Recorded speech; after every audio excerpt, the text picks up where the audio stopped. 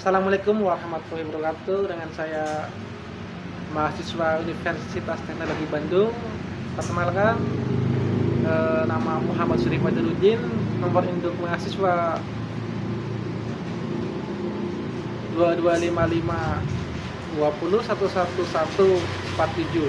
Nah, di sini kita akan melaksanakan tugas dengan mata kuliah profesional developer yang diampu oleh Bapak dosen Pak Jack Febrian yang sini kita akan melakukan wawancara dengan narasumber adalah marketing distributor obat PT Shanturi. Kenapa kita interviewnya malam-malam dengan wawancara ya, dengan wawancaranya malam-malam? Dikarenakan karena awal bulan tutup distributornya itu malam-malam jam sekian, dan ada waktunya dengan narasumber Pak Arif itu adanya malam-malam. Oke Pak Arif, sebagai ini saya Muhammad Surif akan bertanya mengenai profesionalisme di dalam dunia kerja. Untuk pertanyaan pertama adalah sebagai manajer marketing, bisa diceritakan tentang profil profesionalisme dalam dunia kerja? Oke, baik, saya akan jelaskan mungkin sedikit ya. Ini gambaran umumnya mungkin ya. Saya sebagai manajer marketing selama 5 tahun di perusahaan yang dimana bergerak di farmasi, yaitu dagang besar farmasi Kota Baran. Tadi pertanyaan mengenai ini ya, profesional sebagai kepala. Ya, sebagai manajer marketing itu. Betul. Baik. Sebagai manajer marketing di distributor obat dengan pengalaman 5 tahun, saya bertanggung jawab atas strategi pemasaran produk dan mengelola tim. Baik Pak, untuk selanjutnya saya akan bertanya bagaimana Anda mengenali dan mengendalikan emosi tim Anda itu seperti apa ya Pak ya dalam menghadapi tekanan kerja dan lain-lain itu? Saya mengenali emosi itu hal yang manusiawi dengan refleksi diri. Setiap orang tentunya karena ada pressure, pastinya emosional itu mempengaruhi, apalagi dalam tim. Dengan refleksi diri dan komunikasi yang terbuka itu lebih baik sih untuk meminimalisir permasalahan yang mungkin akan timbul. Betul.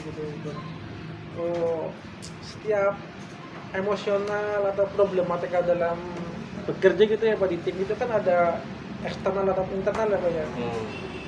Kalau dari internal biasanya kan dari karyawan bawahan Bapak itu sendiri itu, contohnya ketika dikasih tekanan tadi yang seperti Bapak bilang, tekan salah satu sekian begitu ya Pak ya.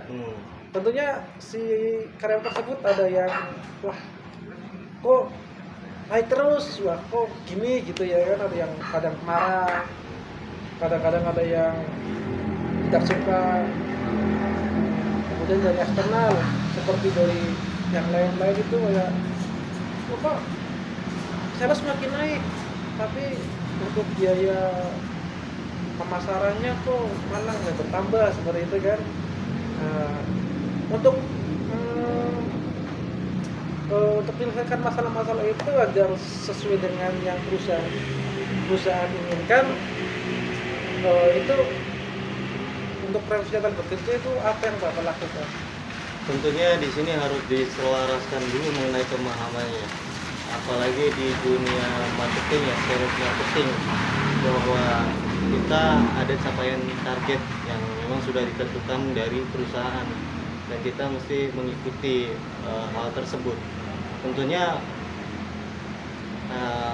buat teman-teman di lapangan tim ya, pasti dan ada yang merasa keberatan dengan target-targetnya itu tadi. Sebagai kepala, tentunya saya harus melihat dari sisi tim dulu, kemauannya bagaimana. Saya sebagai kepala mungkin akan menerapkan target yang bertahap supaya emosional tim ini tetap stabil gitu ya. Jadi tidak terlalu ditekankan dengan target-target yang sekaligus menumpuk. Yang jelas saya pastinya harus punya prioritas target. Nah, prioritasnya apa? Kemudian tim yang di lapangan mesti harus paham dulu bahwa apa yang mau kita capai, perlu strategi untuk mengatasi kelelahan dan ketidakcocokan. Misalnya ada yang kurang setuju dengan targetnya ini dan lain sebagainya gitu. Nah, kita harus kasih pemahaman bahwa memang sesuai ketentuan perusahaannya seperti itu, dan kita kasih reward untuk penyemangat itu, kita kasih reward gitu, supaya tim yang di lapangan juga semangat kejar target, karena ada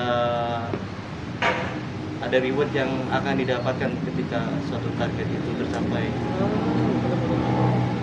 Kemudian di materi yang saya ampu ini, yang saya Instagram ini itu ada yang namanya di situ ada manajemen stres apa ya. Nah itu kan masuknya kan ke dalam manajemen stres itu kan ada itu target tinggi, ini tinggi gitu ya Pak ya. Kemudian yang dipertanyakan adalah saat tujuan itu kan biasanya kan ada jangkanya ya Pak ya, seperti naik sales itu tiap bulan, tiap tanggal sekian itu gitu ya Pak ya. Terus ada kamu harus seperti ini gitu. Itu bagaimana pengelolaan itu seperti gimana itu Pak? Pengelolaannya yaitu tadi, untuk melihat tim, saya sebagai pimpinan juga harus terbuka itu tadi mengenai target, mengenai reward itu kan. Artinya apa yang tim kerjakan itu nanti akan dapat rewardnya gitu. Untuk pengelolaan stres sendiri bisa dari menarik napas, olahraga gitu kan. Ya stretching setiap sebelum bekerja apalagi gitu misalkan ya. apalagi tim ini jika nyampe target ya oke, kita liburan kemana gitu. Oh betul. Family gathering kalau bisa nyebutnya kayak gitu ya. Iya, Betul, jadi betul. supaya nggak terlalu stres dulu tentang target, tapi tim ini didorong bahwa ketika mereka mencapai target, mereka juga akan akan mendapatkan reward dan liburan gitu kan. Jadi untuk meminimalisir tingkat kestresan tadi gitu. Jadi intinya mah gini apa ya, untuk agar tidak memanajemen stres tersebut tentunya ada schedule, kemudian yang menetapkan hal-hal target tersebut, kemudian ada hiburan kemana setelah target tercapai, betul. Contohnya kayak pergi ke wisata alam ini, kalau nggak kita makan-makan seperti itu kan ya Pak ya. Betul. Selanjutnya saya akan mengenai tentang goal setting Pak. Jadi gimana Pak men-setting untuk mencapai tujuan tersebut seperti itu. Langkah-langkah apa sih dan strategi apa sih agar karyawan itu mau menurut mengikuti kata Bapak, apa kata perusahaan yang perusahaan inginkan, seperti itu Pak. Kalau menurut saya sebagai pimpinannya, ketika saya tidak bisa membawa tim saya ini lebih baik, artinya saya gagal. Banyak cara, kayak dilatih untuk public speaking, networking, itu, kemudian melatih soft skillnya itu dari situ. Jadi mereka bukan hanya sebagai sales, mereka saya bentuk sebagai orang yang tumbuh. Human itu yang terus berkembang ya Pak ya. Iya. Jadi bukan cuma target, tapi saya membentuk mereka menjadi manusia yang bertumbuh. Selain growth secara value, mereka juga harus growth secara mindset. Ya, contohnya tadi dengan latihan public speaking kan banyak sekarang itu di YouTube juga kan bisa. Kemudian networking juga, kemudian bisa melatih soft skill-nya juga. Jadi untuk mencapai tujuan itu banyak strategi yang dilakukan ya Pak ya. Banyak. Kalau untuk strategi di marketing ya tentunya saya juga punya strateginya supaya tim ini bisa growth. Banyak hal yang bisa dilakukan gitu kan. Ya contohnya tadi itu. Kayak contohnya kayak setiap berapa hari sekali dalam satu minggu ngadain meeting ya kan. Betul. Seperti itu Pak. Betul, meeting itu perlu karena kita harus tetap koordinasi. Saya sebagai pimpinan harus mengetahui masalah-masalah apa yang ada di lapangan. Saya harus tahu kendalanya apa. Itu sebagai pemetaan atau memecahkan masalah. Itu sebagai pencarian solusi. Ya. Ketika solusi itu kita dapat, ya itu kan akan lebih mudah kita untuk mencapai target yang kita tuju.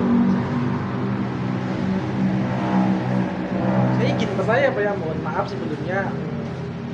Gimana Bapak menyelesaikan ketika ada tim Bapak itu seperti mengkoordinasikan agar teman-temannya itu nggak perlu nih gitu misal nggak perlu ngajakin goal ini nih seperti itu bagaimana Bapak menyelesaikan hal tersebut kalau Bapak mengetahui ternyata ada karyawan Bapak yang seperti itu?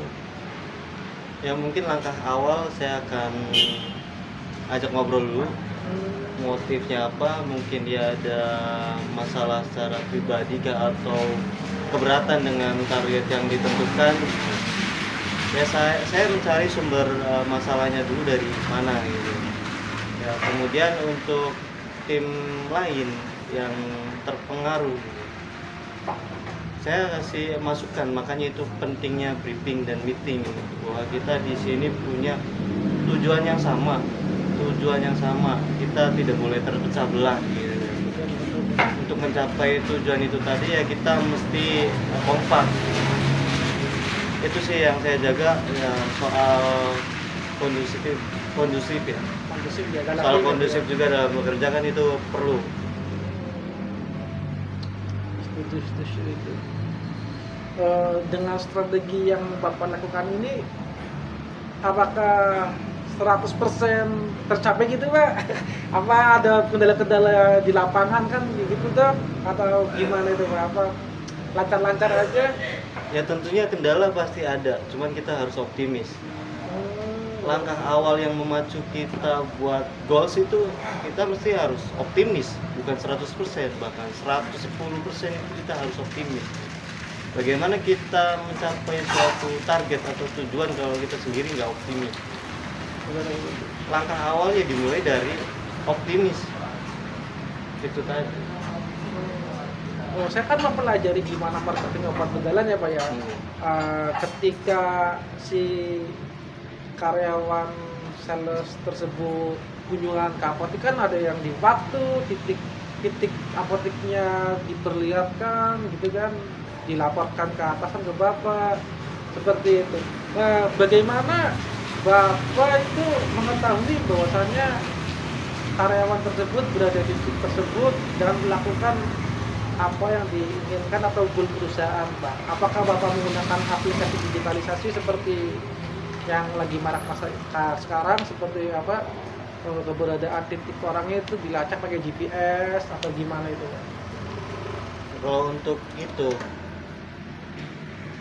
untuk memastikan bahwa real dia berada di tempat sesuai titik atau tidak, yang pastinya karena kita di lokasi yang berbeda gitu.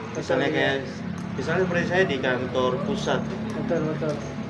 Makanya ada perlu checks and balance, dan kita memakai pola tiga. Pola tiga itu yang mesti dia laporkan ke atasannya langsung, dia bawa saya.